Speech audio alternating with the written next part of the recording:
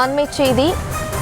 ஈரோடு கிழக்கு தொகுதி இடைத்தேர்தலை தேமுதிக புறக்கணிப்பதாக அண்மை செய்தி வெளியாகியுள்ளது. ஏற்கனவே அதிமுக புறக்கணிப்பதாக தகவல் வெளியாகியிருந்த நிலையில் தற்போது கூட்டணி கட்சியான தேமுதிகவும் புறக்கணிப்பு என்ற தகவலானது வெளியாகியுள்ளது.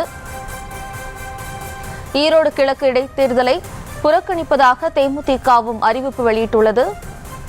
கூடுதல் விவரங்களோடு எமது செய்தியாளர் ராஜேஷ் இணைகிறார். வணக்கம் ராஜேஷ், மேலும் விவரம். வணக்கம். தேமுதிக ஈரோடு தேர்தலை புறக்கணிப்பதாக அறிவிப்பு வெளியிட்டிருக்கிறார்கள்.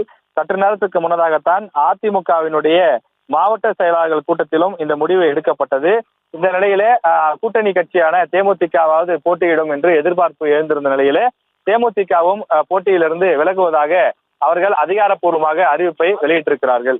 இதற்கான காரணங்கள் குறித்து பேசும்போது பல விஷயங்களை சுட்டிக்காட்டியிருக்கிறார்கள்.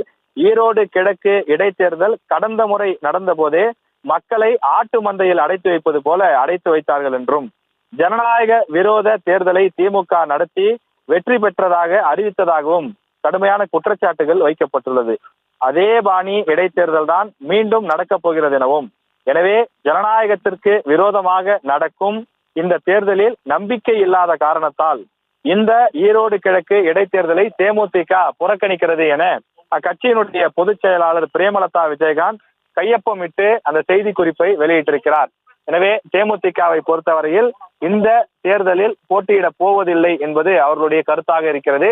ஏற்கனவே விக்கிரவாண்டி இடைத்தேர்தலை அதிமுக புறக்கணித்திருந்த போதும் கூட்டணி கட்சியான தேமுதிக தாங்களும் இந்த போட்டியிலிருந்து விலகுவதாக அவர்கள் அப்போது அறிவித்திருந்தார்கள். ஆனால் இந்த ஈரோடு கிழக்கை பொறுத்தவரையிலே அவர்கள் நிற்பதற்கான ஒரு வாய்ப்பு இருப்பதாகவும் அதற்கான சில காரணங்களையும் அரசியல் விமர்சகர்கள் தெரிவித்து வந்தார்கள்.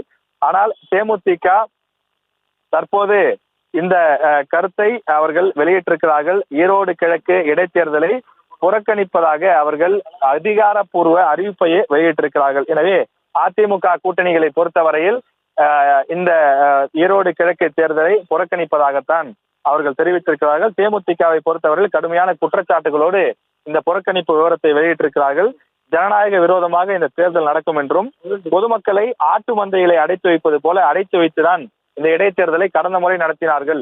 அதே பாணியில் மீண்டும் தேர்தல் நடைபெறும் என்பதால் எங்களுக்கு தேர்தலில் போட்டியிட விருப்பம் இல்லை என தேசிய முற்போக்கு திராவிட கழகத்தின் பொதுச் செயலாளர் பிரேமலதா விஜயகாந்த் தெரிவித்துள்ளார். ராஜேஷ், தற்போது ஈரோடு கிழக்கு தொகுதியில வேற எந்தெந்த கட்சிகள்லாம் போட்டியிட போது பாஜகவோட நிலைப்பாடு என்ன? இந்த கட்சி என்பது திமுக மட்டும்தான் தங்களுடைய வேட்பாளரை அறிவித்திருக்கிறார்கள். நாம் தமிழரை பொறுத்தவரையிலே அக்கட்சியினுடைய தலைமை ஒருங்கிணைப்பாளர் சீமான் கட்டாயம் நாம் தமிழர் கட்சி இந்த ஈரோடு கிழக்கு இடைத்தேர்தலில் போட்டியிடும் என உறுதிபட தெரிவித்திருக்கிறார். வேட்பாளரை பொறுத்தவரையில் 2 நாட்களில் நாங்கள் அறிவிக்கிறோம் என்றும் அக்கட்சி தலைமை தெரிவித்துள்ளது. மற்றபடி பிரதான எதிர்கட்சியான அதிமுக போட்டியிலிருந்து விலகியுள்ள நிலையில் அக்கட்சியினுடைய முக்கிய கூட்டணி கட்சிகளில் ஒன்றான தேமுதிகவும் விலகி இருக்கிறது. இனி பாஜக போட்டியிடுமா இல்லையா என்பதை அவர்கள் இன்று அல்லது நாளைக்குள் அறிவிப்பதாக அக்கட்சியினுடைய முக்கிய நிர்வாகிகள் தெரிவித்திருக்கிறார்கள். இதே போல பாமக உள்ளிட்ட கட்சிகளும் கூட மற்ற கட்சிகளினுடைய செயல்பாடுகளை பொறுத்து அறிவிப்பதாக தெரிவித்திருந்தார்கள். பாமகவை பொறுத்தவரையில் ஏற்கனவே இடைத்தேர்தல்களுக்கு எதிராகத்தான் அவர்கள் இருக்கிறார்கள். விக்கிரவாண்டியில் மட்டும் தங்களுக்கு சாதகமாக இருக்கும் என நினைத்து போட்டியிட்டார்கள். ஈரோடு கிழக்கை பொறுத்தவரையில் அவர்களும் பாஜகவிற்கு ஆதரவு அல்லது புறக்கணிப்பு என்ற 2 மனநிலை இருக்கிறார்கள். எனவே பாஜக எடுக்க போகிற முடிவு இன்று அல்லது நாளை தெரிய வரும்.